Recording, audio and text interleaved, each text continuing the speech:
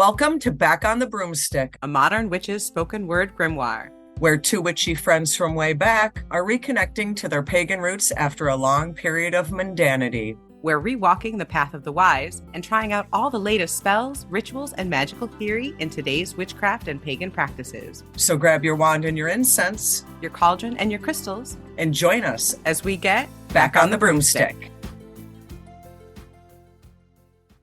Hi, and welcome to Back on the Broomstick. And today I am super excited to say that we are doing tarot cards again because Woo-hoo! I love tarot cards. And it's my bestie's birthday. Happy birthday, Chelle. Thank you. You know, every year it just gets better. It really does. And this year, I knew we were going to do a tarot episode. So instead of doing the traditional birthday spreads you find online or what have you, I have created a new birthday spread. So in this episode, not only are we going to talk about Chelle's custom tarot spread for her birthday this year, we're going to talk about why you might do tarot birthday spreads, how to find your birthday number, your tarot significator. We have a lot in store for people today, Chelle. I'm excited. So why don't we talk birthdays, numbers, and tarot? Awesome. So before we dive in, I'm Laylla. And I'm Chelle, the birthday girl. The birthday girl, Gemini. I was going to sing you a happy birthday song, but I am not going to subject our listeners to that. So you're all welcome. Well, I just want to point out that when this airs is on my actual birthday. So, you know, not that I am asking for some love messages, but feel free. I'll ask for you. Send her some birthday love. Give her messages. Say happy birthday on our Instagram, on our Facebook, on our YouTube, wherever you find this podcast. Right in my day, people. She needs a little cheering up. So let's tell the birthday girl how much we appreciate her witchy fabulousness. So I have a couple things for you, Chelle, before we get into your tarot spread. Okay. You've talked about birthday tarot spreads before. I've talked about birthday tarot spreads, and we like to do tarot readings on significant dates, on New Year's, on a birthday, on the Wheel of the Year holidays, or I have even mentioned in a past episode that I don't like that January 1st plot out your year reading. I think that is more of a birthday thing. You do your what does the next year have in store on your birthday as opposed to January 1st. I do them both. I want to know all of the information. I want to know my full year spread and my birthday year spread. So yeah, I'm a little tarot greedy that way. Well, actually for me, that might not be a bad idea if I started doing that, because with my birthday being May 31st, it might as well be June, which is 6 months after the New Year. So it's almost like I'm at the halfway point. Where am I at now? Ooh, that's a great idea. I never thought of that. Sorry. My birthday's so close to the beginning of the year and almost doesn't even make sense, but I love that. You see what I'm saying? I'm like one day off of exactly 6 months. That's pretty cool. I didn't think of it that way. All right. Put that in my notebook for next year. Now, I know a lot of people are very familiar with a birthday tarot spread that I believe is in a circle with 12 cards to represent each of the 12 months, and then a card in the center to represent like the unifying theme of the whole year. I'm not sure who did it. Was it Ellen Cannon Reed? I don't remember who did it, but I do remember that spread. And Ellen Cannon Reed is the creator of my all-time favorite tarot deck ever in life. Just saying. Yeah, and I apologize. I'll see if I can find it and stick it in the show notes. I'm not sure who made that particular spread, but that was popular back in the day when we started doing tarot spreads. Everyone was like, oh, you have to do this birthday spread or this year-long spread, because you can do that 13-card spread at any point. It doesn't have to be on your birthday. It's just these dates sometimes hold a lot of emotional weight. Meaning, meaning. So that can imbue your spell or your reading with a lot of power, because the date itself has power to it. So your birthday, obviously your solar return, has a shit ton of energy that you could use to fuel this reading and find out what your year has in store for you. But you can do it anytime. Kind of like the cinnamon blow for your door. You don't have to do it on the first. If you don't do it right on your birthday, it's okay. Right, exactly. So you can do this Wheel of the Year spread, and basically it's shuffle your cards and then lay them out in a circle going clockwise. I like to start at 1 o'clock and go around clockwise up till 12 and put one card for each number. Whereas I start at 12. And honestly, Whatever floats your boat. whatever works for you. Maybe you want to picture it like the numbers on a clock and pick the number that corresponds to your birth month. If you did it on your birthday, you could even pick the hour of your birth. Yeah, instead of starting on the number that corresponds to your birth month or your birthday, you could do it on your birth hour, Right. just like the clock. I love that. I didn't even think of that. I mean, I'm just pulling shit out of my ass here, but what a good Hey, idea, some of the most magical stuff comes from there. right? Oh, that just sounds awful. Birthday or not, that's bad. All right, so Now, talk to me about birth numbers, because I think we should talk about that before we talk about using them in spreads. birth numbers are one of the very first things I learned from Buckland's Big Blue Book. Love it. I remember going through that book as a witchling, and again, very, very Wiccan based, but honestly, I still think it is a phenomenal foundation for any magical practice.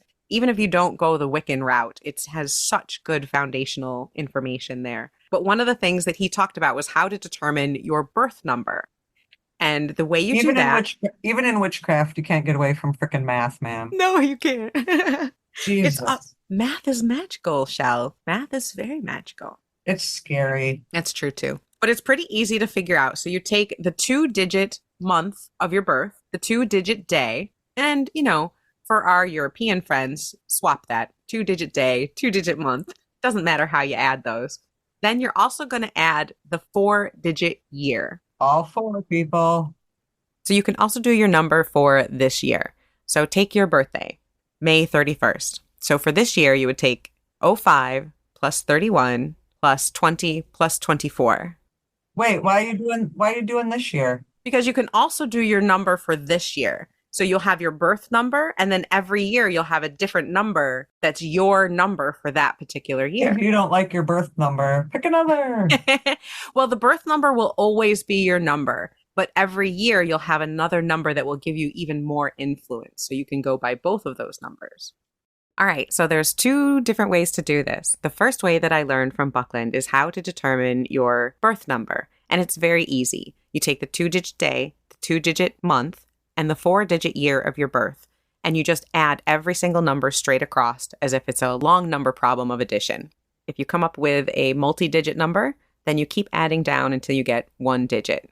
So for your birthday, 5/31/1975, you would add 0 plus 5 plus 3 plus 1 plus 1 plus 9 plus 7 plus 5.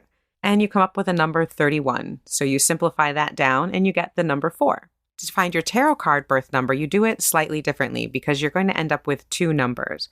The first one is going to be a number 22 or lower, and the second number is going to be the single digit that's the same as your birth number. Sounds confusing. It's not really. So the way you do that is you add it just slightly differently. You still take 2-digit day, 2-digit month, and 4-digit year, but you break it up into chunks of 2. So for Chelle, she would add 05 plus 31 plus 19 plus 75. Those numbers add up to 130. So you take the first 2 numbers and then either the second single digit or 2 digits and add them together. So Chelle's first 2 numbers are 13 and her second number is 0. You add those together, you get 13. So 13 is her first tarot card, which is the Death card. And then you would add the 1 and the 3 together to get 4, which is her second tarot card, the Emperor.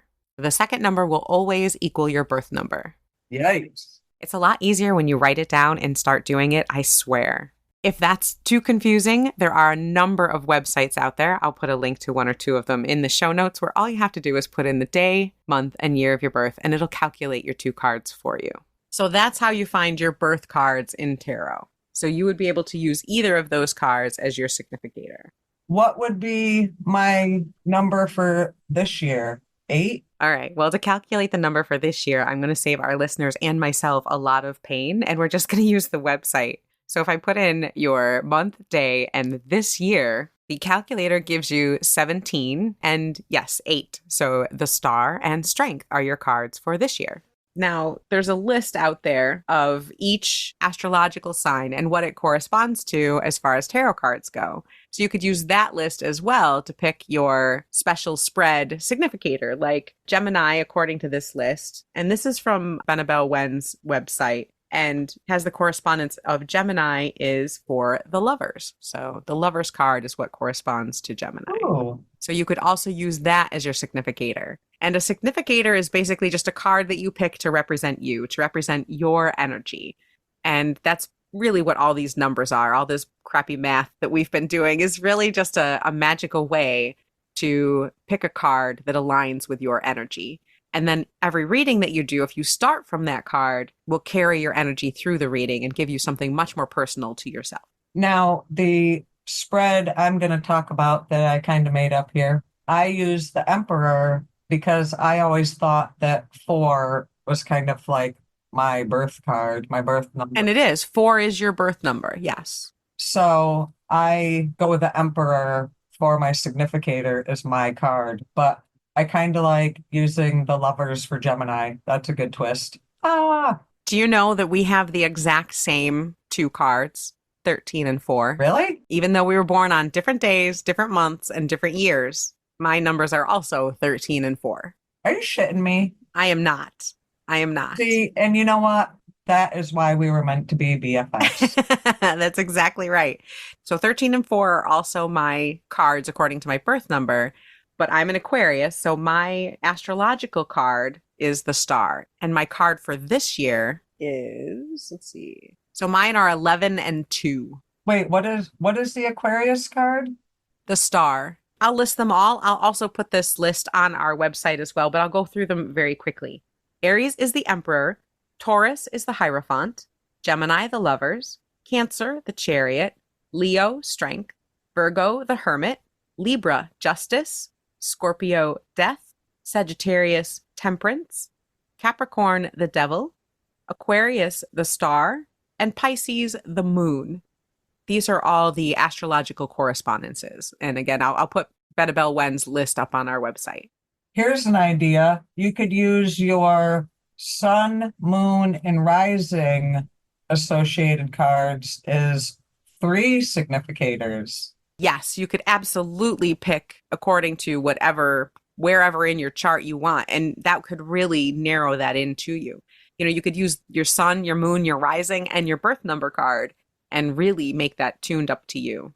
Now, here's a side note. We're talking about significator cards, but I know generally I don't use them. I kind of reserved for special occasions kind of thing with me. I used to. But if you're not into it, the readings we talk about today or any other, you can just ditch that whole significator part because Yeah. usually I do. When I first learned tarot many, many moons ago, I learned the Celtic Cross and I was told you must choose a significator. You had to. Yeah, I was told that too. I was told it was super important. Like, I don't know, you were going to unleash the demons of hell or something if you didn't pick a significator.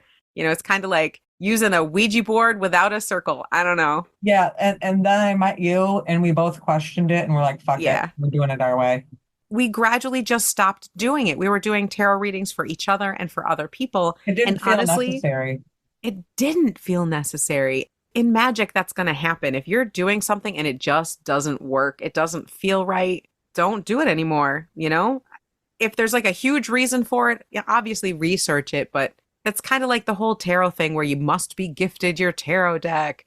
No, that's pretty new actually, but if it doesn't work for you, if it doesn't resonate, just leave it alone. Now, I want to talk about my birthday tarot spread. Now, I am not going to discuss the cards I pulled. That's just for me. But, like you said, you could do a round, circular 12-month thing. You can do any one of these you find on TikTok or Facebook. But I've come up with an interesting birthday spread. It actually involves putting out cards in the shape of the number you are turning. Unfortunately, to use my example to explain this, I'm going to have to divulge how old I am turning. But, whatever, here we are. So I have done a spread in the shape of a 4 and a 9. I'm going to be 49. You might say to yourself, well, what order are you laying down these cards? First and foremost, when you're laying them down, and I've done this two ways now, I did a 4 and a 9 separate, and I laid down the cards in order as if I was handwriting it. And that would be my suggestion if you use the spread at home, lay out the cards in order as if you were writing the number. But then you gave me a good idea, turn it into a sigil. Yeah. So I reversed the 9 and have the 4 and the 9 sharing that same leg and made my 49 spread really a 49 sigil. After you had laid those cards out and you showed me the spread, I felt chills. Like, it's perfect. I love the tarot sigil spread. It looked like it worked really well. So I have my significator as my birth card, number 4. And then I did, like I said, a 4 and a 9, which I will post pictures. I'm not going to post pictures of my actual spread, but I will lay out a spread and show you. And no matter how old you are going to be, I think this works. I kind of do it in a, just as you would a New Year's spread. What does this year bring? Where am I headed? What is on the horizon? And same as writing it and laying them down, kind of read it in the same pattern as you would write it. I really like the idea of turning the number into a sigil. Like, not just, I mean, okay, say you're turning 36 and, you do a big 3 and a big 6. That's a lot of cards. And that's okay. That could be great. But I also like the idea of playing around before you lay the cards out and put that 3 and the 6 on a piece of paper and start messing with it until you get a sigil made out of those numbers that maybe only has 9 cards, like the 3 plus the 6, 9 cards total in it. Find some way to magically and mathematically relate those things and then make a sigil out of it and do the reading in the form of that sigil. And that's going to be very, very powerful and have a lot of meaning for you personally. Well, I showed you the spread and it did seem like a lot of cards, but I look at it as maybe I got a big message this year. Exactly. Yeah. And the traditional one is 13 cards anyway. So I figure as long as you're keeping it under 20, you're probably good. Yeah, yeah. And maybe one year you're not going to have as big of a message as maybe the next. Right. I kind of look at the significator as the kickoff and the ending. Yeah. Like what does this mean with the significator card? But it kind of also wraps it up at the end, I feel too. Yeah. And I love a significator in this case. Like, we were just saying that we don't really use them anymore except for special occasions. This is really a time when you Yeah. want it, Right, right. Just shuffling the cards and reading them, that's one thing. But if you purposefully pick a card to represent you and your next year of your life from your birth date forward, that's powerful. And I think that adds a whole nother layer to the reading. Well, and that is why I liked your idea of, well, actually kind of sparked, it was kind of my idea, but whoever, it doesn't matter. We'll both take credit. Us together, we're a good team. Using not only my birth number, but the Gemini card and my moon and my rising card, Mm-hmm. which Yeah. would be the star and temperance. So that would be almost like, Chelle, what? your cards for this year, your numbers are 17 and 8. And that's the star and strength. Well, star is Aquarius, and Aquarius is Me. Isn't that your rising? Your moon. Aquarius is your moon, right? my rising is Sagittarius, which Interesting. is temperance. Okay. But That's I could pretty use all cool. 4. My Gemini, my moon, my rising, and my number, my birth number, and Mm-hmm. have you know what I mean? You can Exactly. do anything.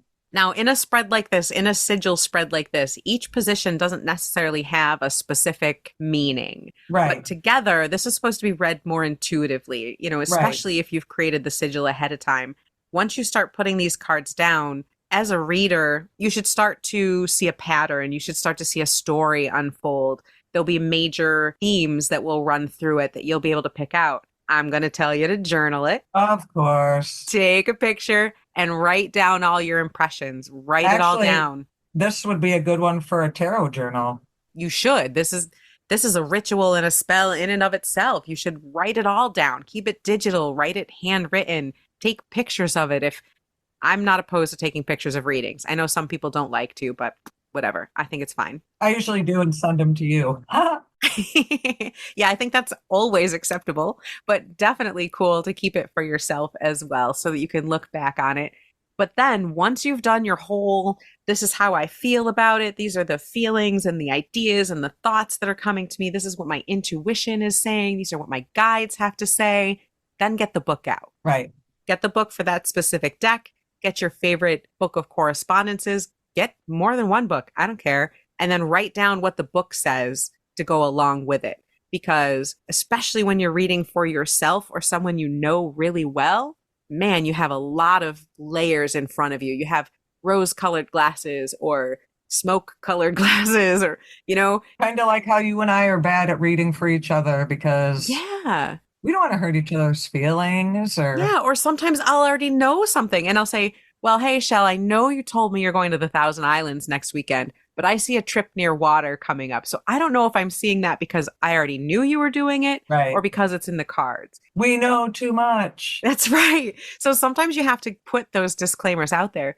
But when you're doing it for yourself, especially then, you're going to want an impartial person on the other side, an impartial book to tell you what you may have missed or what you may have colored differently, Balance out your intuition. because there's going to be a lot of preconceived ideas and hopes and dreams and fears in there too. So the book being neutral ground is going to be good for you and for your reading. I mean, and if you don't have a book handy or I'm getting to an age that who can read those? Who has the eyesight for those things? Google that card. Well, you did just turn 49, like you told everybody. So maybe it's time for glasses. Jeez, Louise. But you know what?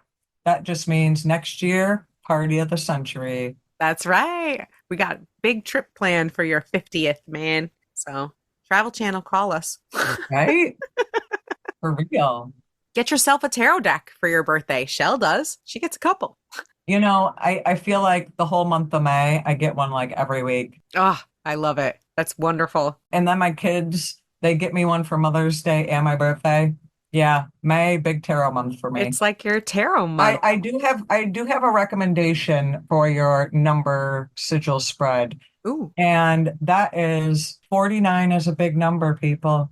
it It is. really is. It's not like I'm 10. I ended up using a mini deck, Is it regular playing card size or smaller? a little smaller, actually. I did the Tarot of Pagan Cats for my birthday spread, So but cute. because it's smaller, the read didn't seem so huge. You know what I mean? Yeah, So yeah, like if space is an issue, get yourself a little pocket deck. those are super cute. I love those. They come in all different sizes from huge to teeny tiny. I have huge and I have teeny tiny. You could do things like add up your age and just do that many cards. You could do as many cards as you are old, though some of those can get really big. I am a self-confessed anti-oracle person, except for the very, very few that I do like. Can you give any suggestions about using an oracle deck for a birthday spread? Or would you kind of say maybe the same thing, put it in a similar spread style, but just read them more in the oracle context? Yeah, I think I would do a little cartomancy there. So make your birthday sigil and then lay the oracle cards out exactly the same way. I also like magpie decks or Frankenstein decks for this, if you have those. Or if there's a specific, maybe I should explain what those are. A magpie deck or Frankenstein deck is a deck where you have taken cards from multiple different decks and put them together, either to create a 78 card traditional deck or one that has a lot more or a lot fewer cards. I've also seen some people who will create a 78 card deck that's all the star card from 78 different tarot decks. So you could do something like that. Maybe there's a certain energy that you want to bring in for your year. Maybe you're looking for love, so you would choose a whole bunch of cups cards and pentacle cards for stability and everything that says love and relationship to you, and just do your reading using those cards. There's no rules with a magpie deck. You can do it any way that you want. Or you can do oracle deck, magpie deck, or tarot deck, And again, you're not reading specific positions. You're more reading the cards as a whole, as a story, as an intuitive reading for your year. Now, I am gonna put an offer out there, and I did not discuss this with you prior, and you are going to be just as surprised as the listeners. Yay. What is it? What is it? What is it? Okay, because it is my birthday and I am feeling chipper and birthday-like. Any of our listeners who are a Gemini, listen up. Email back on the broomstick at gmail.com and tell us your day, month, and year. But again, you have to be a Gemini for this, people. Day, month, and year. And I will do my birthday number spread for you and email you back a tarot reading. I will also attach to the email pictures of your spread. So if you are a Gemini, send your stuff back on the broomstick at gmail.com. And what I will do is, first of all, I will let Layla pick the winner. Second of all, if your birthday is May 31st, like mine, I might guarantee that I pick you just because if you are a birthday buddy, you get an advantage. But yeah, any Gemini, email us month, day, year, and Layla will pick a winner. I'm so excited. This is awesome. Congratulations, Geminis. This is pretty kick ass. So yeah, email me at backonthebroomstick@gmail.com. Tell me your Gemini birth date. You'll be in the running to win a birthday sigil tarot spread from Chelle. But you do get special preference if we share a birthday, just You saying. do get special. Hey, I get to pick though, so I know, but if there's any May 31st, we got to go with them. we will. Well, we will. So Brooke let us Shields. know. Brooke Shields is going to message us because her and I are birthday besties, Oh, well, happy birthday, Brooke Shields. Dang. right?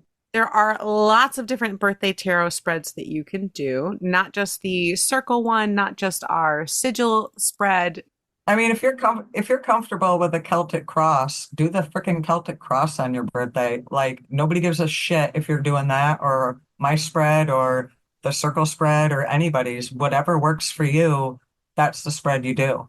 Just pull two cards. I mean, you can do anything. It doesn't have to be some special sigil spread. You can just do one or two cards. I've seen a 7 card spread that's really nice, just in the shape of like a crescent moon, 3 cards rising, the top card, and then 3 cards descending. Sometimes I think about, whatever my question is or what is the point of my reading. And sometimes I just lay down cards until it feels right to stop. For those of you who saw our beautiful B Tarot post on the Instagram and Facebook, I had done a spread for that. And for some reason, I just felt like 3 cards on top, 3 cards on bottom. I don't know. Sometimes I just lay down cards until I feel like stopping. And that's okay too. Right. It doesn't have to be a traditional spread. The traditional spreads have the benefit of the weight of history of a lot of people who have used them. They've been worked on. They're tried and true. People know that it works. And maybe each position has its own significant meaning. You know what I mean? There's nothing saying that you can't just pick cards until you feel like you're done and then read them as they come or read what you have there. Like Chelle said, sometimes those positions have Weight to them. yeah, the weight of magic, of synergy. They work together really well in those positions. The Celtic cross has been read, I don't know, for freaking ever. Right? Longer than Chelle's been alive, that's for sure. Hey now, hey now, hey now. Hey, it's older. I'm saying it's older than you. Oh, There's not a okay. lot of things, but at least that spread is older than you. Just remember, it ain't gray hair, it's glitter hair. Glitter hair, people.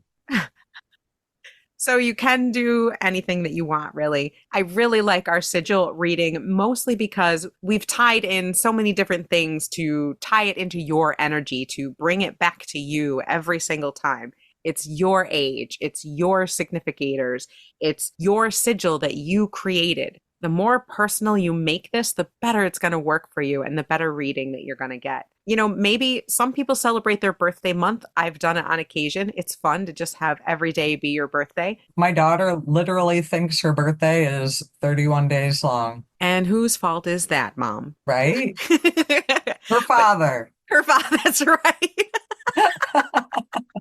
She deserves it though. She's wonderful. Right? But you could do a 1 or 2 card draw every single day of your birthday month. Pull your significator or not. You yourself are your significator, so you don't need a card to do that. But you could definitely journal them, because this is something you're going to want to look back on as you go through the year. As you move through this solar return, you're going to want to take a look at that reading that you did on or about on your birthday and see how it's holding up. See if the year has really gone that way. And there's so much fun. I have a ton of them, particularly for New Year's readings, going back, quite a few years. And it's really great, not just that year, but years and years later, to look back at those readings and see where you were at and, what worked, what didn't work. Well, and I liked what you said about doing a card a day for the whole month, because that would be a good way to kind of journal and plot that out. My birth month, 31 days, I could pull 31 cards and make that 31 cards kind of my story. And just do it 1 card a day and Right. then look back at all the cards together and see what kind of story it's telling you. Right, right. The cards are really here for you. They're here for your subconscious. They're here for you to get in touch with your magic, with your center, with your intuition. The more you make it your own, I think the better the message. Absolutely. And I know I keep harping on journaling, but the more you keep track of it, the better you're going to get at it. I call it note taking. Hey, whatever works. If you're writing it down, taking pictures of it, putting it in a notes app on your phone, as long as you have it to refer back to with your feelings and ideas, it's going to help you grow as a reader. I got sucked into tarot journaling, and you know why? The stickers? Freaking stickers. They got me with the damn stickers. Like, come on. You might as well make me meditate. Who doesn't love a good sticker, especially I tarot know. card stickers? I know. So yeah, if you ever doubt journaling tarot, get stickers. As far as when I talked about using your sun, your moon, and your rising as significators, Yeah. what kind of that view can be is your sun, which for me would be Gemini, is kind of what you show other people. And my moon, which is Aquarius, who you want to be. And my rising, which is Sagittarius, who you want other people to think you are. Because sometimes what other people think and what you think are two different things. And I'm not saying one is better or worse than the other, but they are two realities we all must live with. So if you used your sun, your moon, and your rising, you can kind of use those significators as like almost like the different aspects of who you are. You know what I mean? Who am I? Who do I think I am? And who do I want to be? That's so true. Wow. What other people think about you could be the who I think I am. Who are you? Who do you think you are? And who do you want to be? And that could be how your sun, your moon, and your rising are represented as significators. You know what I'm saying? Right. I also like, once you've laid those significators down based on your astrological major arcana cards, to then shuffle the deck. Ask, who am I? Who do I want to be? And who do I think I am? And shuffle those cards and then lay a card on top of each of those significators. Ooh. And see what the lesson is for that part of you. Ooh, I like that. Right? So then you get the lesson for each of those aspects of your personality. And folks, this is how a podcast is born when Layla and I get together. Right? We're so good together. Damn. We are. But yeah, so as a reminder, if you are a Gemini, email us back on the broomstick at gmail.com. Give us your month, day, and year. Layla will pick a winner for a birthday sigil tarot reading and special preference if you're born on the 31st of May. Open to Geminis only. I'm sorry, Aquarians. I didn't think of it back in February. Chelle's got all the good ideas. I can't help it. So I will put the information on how to come up with your birth number, your 2 tarot cards, your 2 major arcana tarot cards, as well as your birth number, the chart that shows you what all the astrological correspondences are for each astrological sign. And we'll also put up information on how to do our Sigil birthday tarot spread, which I will post a picture of mine. Send birthday wishes on Facebook. We have a fan discussion group back on the Broomstick podcast discussion group on Facebook. Send them there, send them by email, go to our Instagram at Back on the Broomstick and send them directly to her through DM. Help her have a happy, happy day. So I love you, Chelle. Happy birthday. I am so glad that you're here. And I'm going to do a tarot reading for you and send it to you. I'll do your sigil and Aw, send it to you for your birthday. thank You're you. welcome. So I hope everyone has had a wonderful day on Chelle's birthday. Happy Friday. Happy 31st. Happy almost freaking June. Don't forget to do your cinnamon spell tomorrow. Happy season of the Gemini. Woo! That's right. So we will see you next week on Friday for Back on the Broomstick. Thank you all so very much. Please like, subscribe, put up a review, give us stars. We appreciate all of it, and it really helps the show out. So stay wise, stay wicked. And keep it witchy. Happy birthday, me. Happy birthday, Chelle! Woo!